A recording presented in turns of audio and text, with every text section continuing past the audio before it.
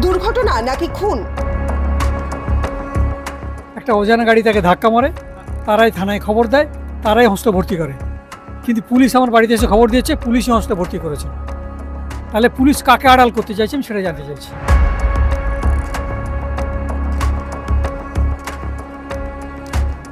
বারাসতে ৩২ বছরের অমিত কুমার প্রধানের মৃত্যু নিয়ে প্রশ্ন পরিবারের।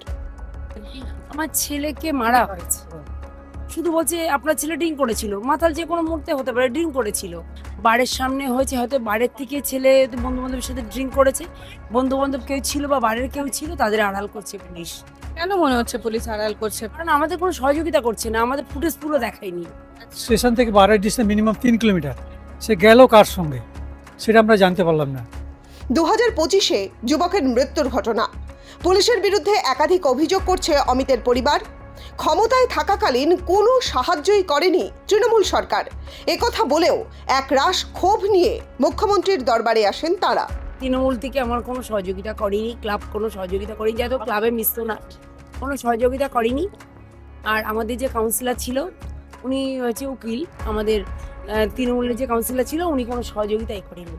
জনতার দরবার কর্মসূচিতে বারাসত থেকে এসেছে একটি পরিবার। ছেলের মৃত্যু নিয়ে তাদের একাধিক প্রশ্ন রয়েছে, একাধিক বিষয় তুলে ধরার চেষ্টা করছেন তারা। আজ মুখ্যমন্ত্রীর দরবারে সেই বিষয়গুলি রাখবেন এমনটাই জানাচ্ছেন তিনি। তবে কি অভিযোগ একবার জানবো সরাসরি তার কাছ থেকে। দাদা, কোথা থেকে এসেছেন? বারাসত। বারাসাত থেকে। কি সমস্যা এবং ছেলের নাম কি? ছেলের নাম অমিত কুমার প্রধান। আচ্ছা, কি আপনাদের কি অভিযোগ?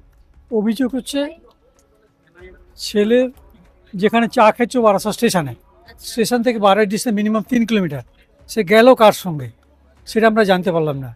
প্লাস আমি কল লিস্ট দেখিয়েছি, এক মাসে কল লিস্ট বার করে দেখিয়েছি। লাস্ট কল যার সঙ্গে কথা তার নাম্বার দিয়েছি।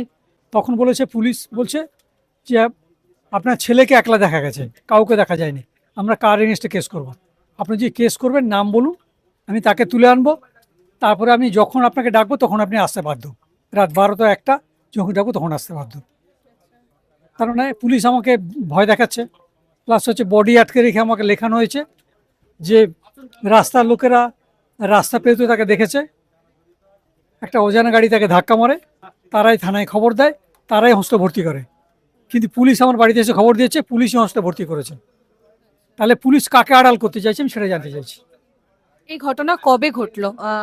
যেই 11 নভেম্বর 2025 রাত্রির 1টার দিকে,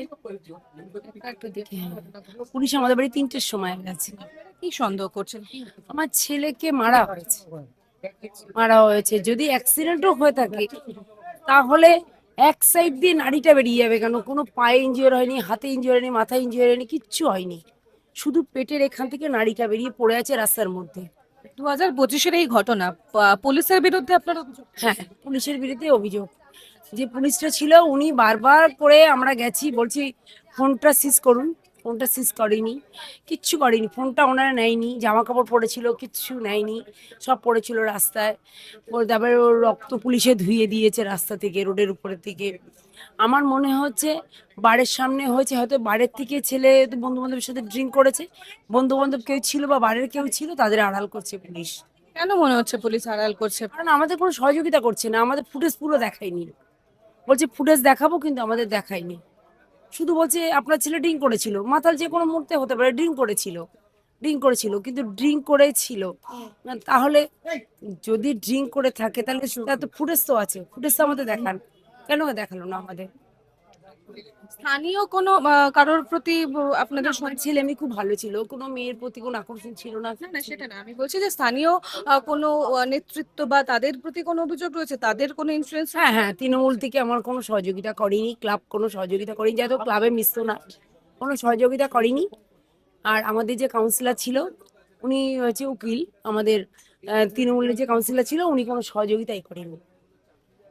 যার পরে আমাদের বিজেপির থেকে মানে শুভেন্দুবাবুর প্রতি আমাদের আস্থা আছে, আমি এইখানে এই জন্যই এসেছি। আচ্ছা, ছেলের মৃত্যু নিয়ে একাধিক অভিযোগ তারা তুলছেন, বলছেন 2025 সালে যে ঘটনা ঘটেছে সেই ঘটনার পরও আজও এতগুলো মাস কেটে গেলেও সেই সমস্যার বা সেই প্রশ্নের উত্তর তারা পাননি এবং সেই প্রশ্নের উত্তর খুঁজতেই এবং তারা যে যে অভিযোগ তুলছেন সেগুলি মুখ্যমন্ত্রী শুভেন্দু অধিকারীর দরবারে অর্থাৎ জনতার দরবারে রাখতেই তাদের এখানে উপস্থিত হওয়া। বারাসত থেকে এসেছেন এই গোটা পরিবার।